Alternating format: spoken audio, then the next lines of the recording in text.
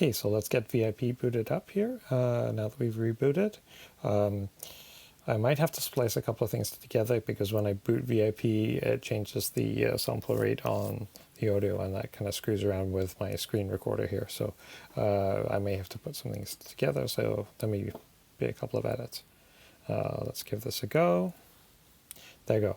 So when we first start up, it's going to ask us for access to the microphone, which I will do right here. Okay. That's just for the audio output settings here. Then here, where it's asking us to match a controller, I'm using it with the advanced keyboard. So if you have one of these keyboards, by all means, select it now. Otherwise, don't select anything and just go ahead and continue here.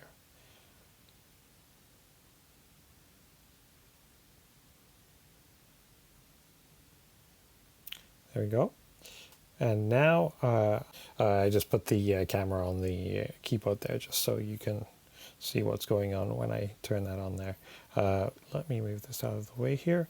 So yeah, we just booted up VIP. None of the plugins have been recognized yet. So if that's the first thing we're going to go do is we're going to go into Settings and Plugin Manager. And we're going to scan here and see if it picks out all the plugins that got installed, which it should do without problem. And it's also getting all the patches, recognizing all the patch names there too. So that's a good sign. Let's let it do that. Make sure it gets all the virtual instruments here. Loom, vacuum, and hybrid.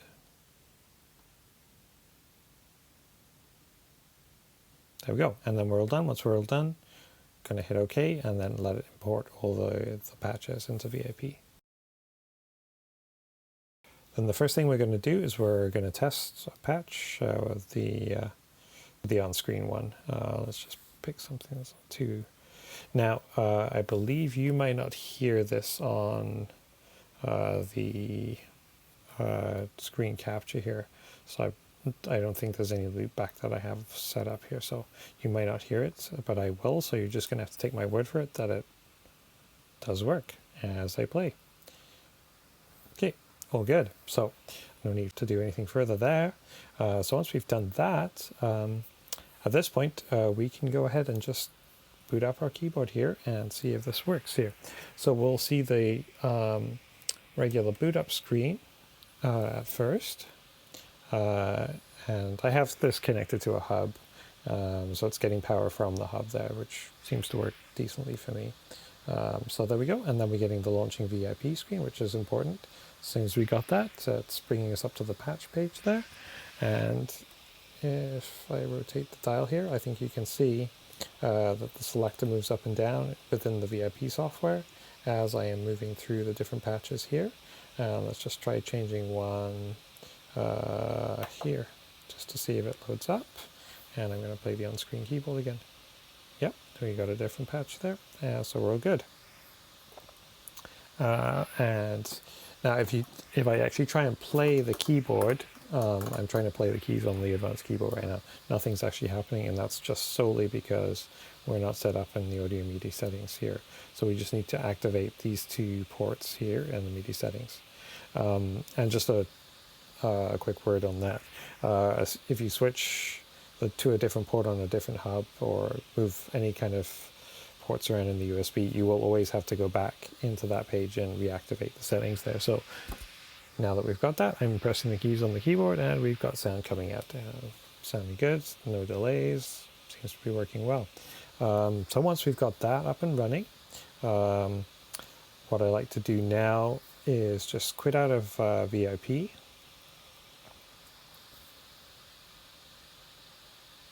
Let it do its shutdown thing there. It takes a moment every time when you shut down VIP, I just think, just to save its preset banks and whatever that needs to do there.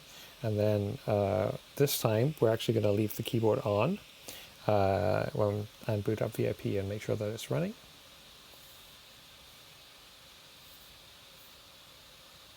There we go. And let's see, now we're getting the launching VIP page here. Looking good. And there we go. Boot it up, and there we go. Let's just pick a different patch here.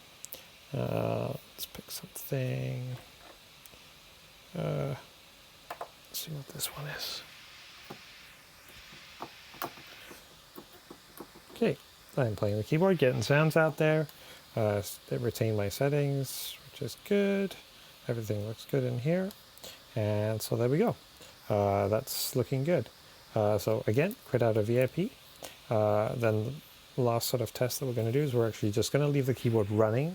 We're going to reboot the computer and make sure that it recognizes it when we're booted up again, and get VIP running again and just do our last test. And if that's all good, then we'll be pretty much done with the installation, except for re-enabling the protections that we disabled initially. So with that, I'm just going to reboot the computer again.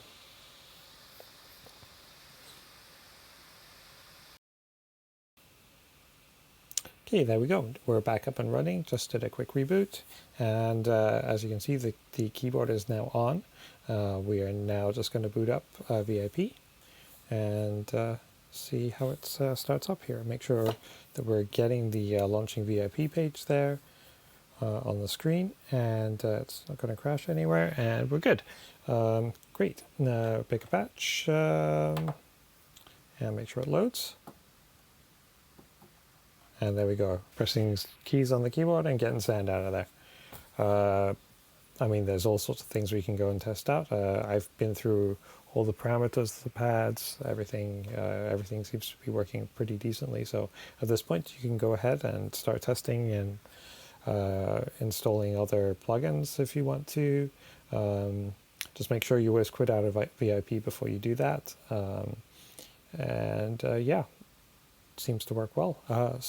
The other thing that we need to do too is just re-enable the protections that we had disabled. So let's quit out of VIP now, and we just need to run a few commands here. So we're at this stage in our instructions here. We've closed VIP and re-enable the two protections that we disabled. So re-enable Gatekeeper and re-enable SIP. So to re-enable Gatekeeper, what we're going to have to do is just start up Terminal again. So I'm going to do the Spotlight again. That's the easiest way to launch it, Terminal. And then we're going to run a few commands down here. So section D is what we're looking at right now. So this here. So just run this here. Again, we're going to have to put in the password, I think. Yes, enter the password. And then kill all finder will just reset our system there so that it gets rid of that. Then the next thing we're going to do is we're going to re-enable SIP.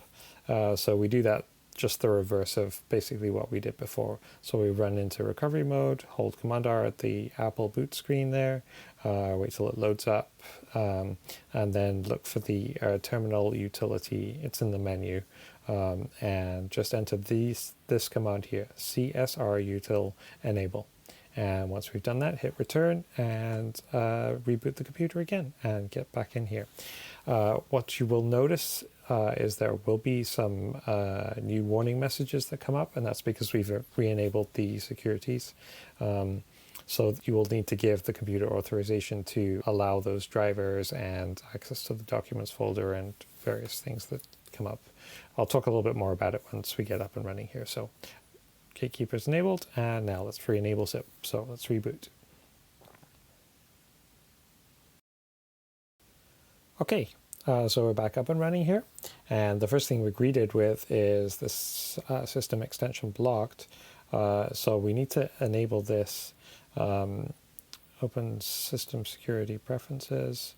So we need to enable those in here. So we need to enter our password. Let's try that one. There we go. Then we need to allow this to load. That's good. So now that we have that, if you go into privacy settings here, there's all sorts of things that sometimes they get enabled, sometimes they don't, depending on the app here. So there we go. There's the second one. Here's the one. This is the one that we definitely need. This is the one for the keyboard driver. So we're going to enable that. So to do that, we go into security and privacy, and into general again. And again, we'll have to enter our password because we just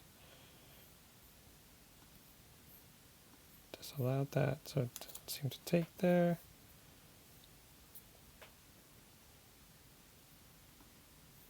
Okay, let's just type in the password here because this doesn't seem to be working.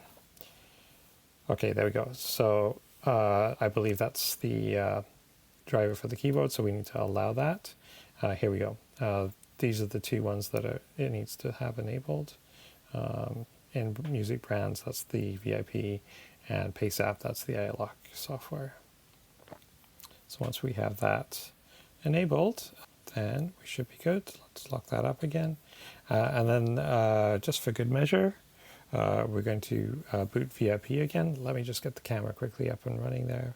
There we go. Camera's up and running again. Okay, so let's just for good measure, we're going to boot up VIP again and make sure that it's running well still.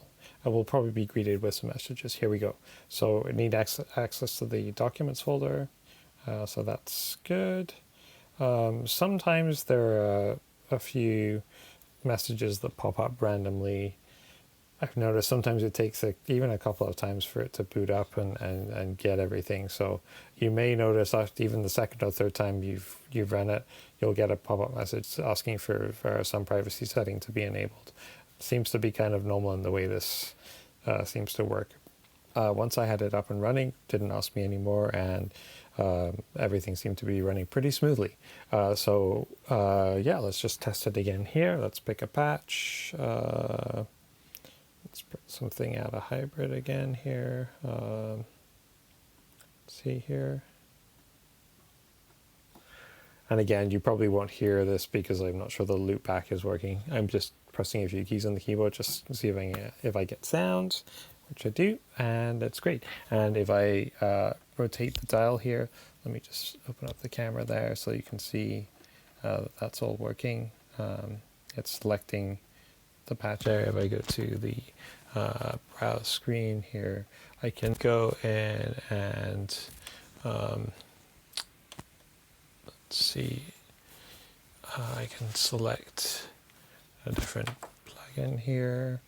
That all seems to be synced up and working well. Let's just pick a patch there. Okay, good.